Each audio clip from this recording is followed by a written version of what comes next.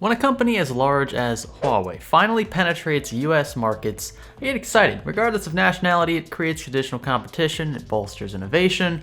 Imagine if we only had one smartphone supplier, say Apple. What if Apple had no competition? What if Samsung and LG didn't exist? Would we have the iPhone XS and XR smartphones we've come to love and hate today? My point is, on the surface, when Huawei sells products in the United States, it appears like a good thing. But dig a little deeper and you'll find that things aren't as black and white as they seem, hence the tinfoil hat.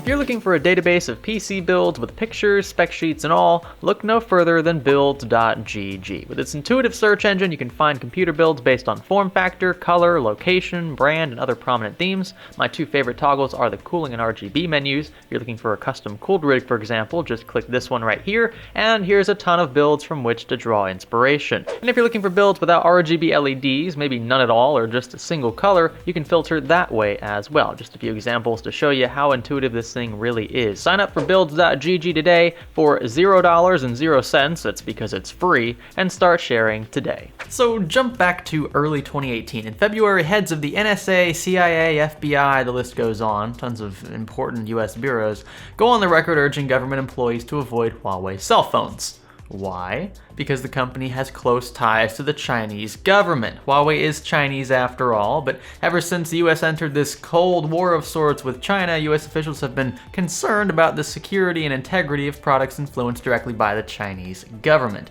There were talks of wiretapping, location tracking, and intellectual property theft.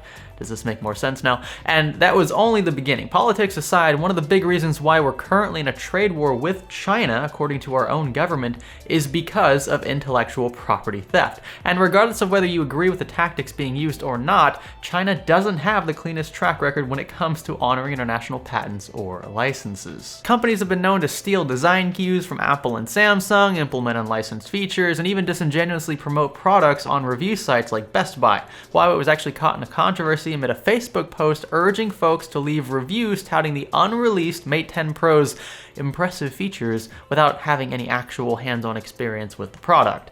That's the whole point of a review, is to leave your hands-on feedback, right?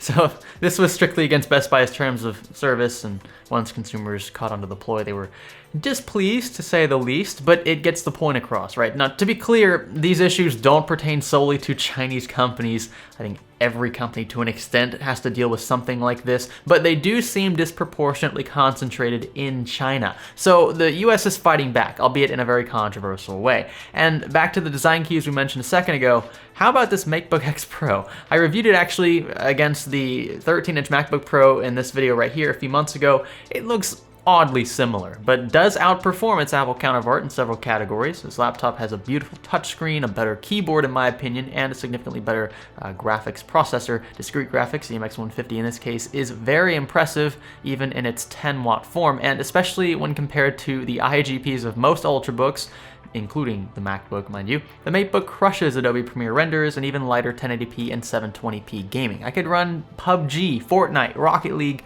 the list goes on. I definitely wouldn't promote the laptop as a gaming device, but it'll do it under dire circumstances if needed. So for me personally, the Matebook X Pro has been my portable video editing machine. It worked beautifully for CES this year. Check out our coverage here. And I plan to take it again with me to Computex in Taiwan. Battery life is great. The trackpad is, well, it's no MacBook trackpad, but I'll trade it for this USB 3 port any day of the week. That's how much I value USB 3. Now, you see, this is all one big trade-off, right? MacBook's patented trackpad technology, for example, is technically protected, and it can arguably limit innovation to an extent, but where it truly counts, at least in my eyes, the Matebook X Pro serves its purpose. So why so much hate then over a brand that makes great products like the Matebook X Pro?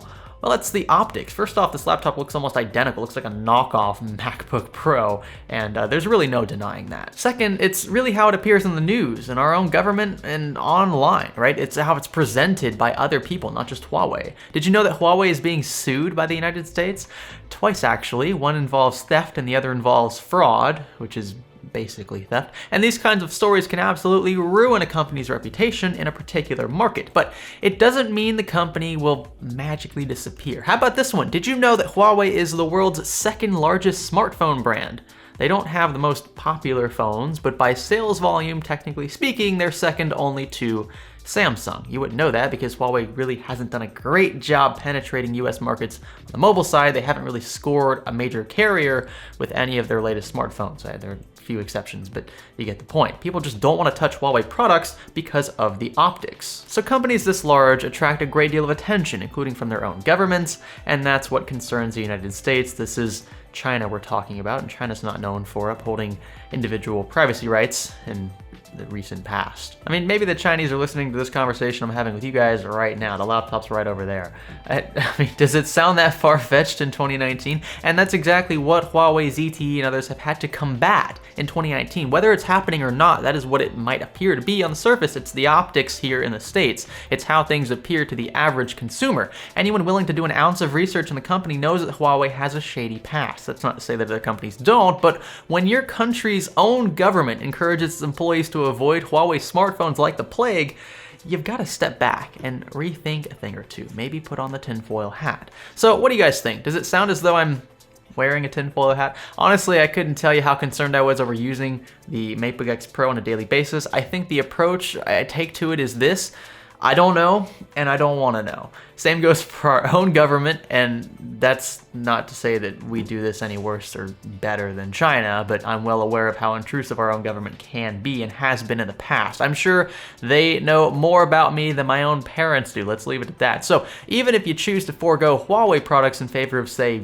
Apple or Samsung phones, your government is still probably listening. That's just how it is. Okay, time to take off the hat. Now I'm vulnerable. What do you guys think about this? I want to open this up to you guys in the comment section. I want this to be one big discussion. I'm sure we'll have both sides of the argument, so maybe several facets of this argument reach the comment section. I will be sure to jump in as well from time to time. Let me know if you like this video by giving this one a thumbs up. I appreciate it. Thumbs down for the opposite feeling. Or if you hate everything about life, click that red subscribe button if you haven't already, and I'll catch you in the next video. This is Science Studio. Thanks for wearing tinfoil hats with us.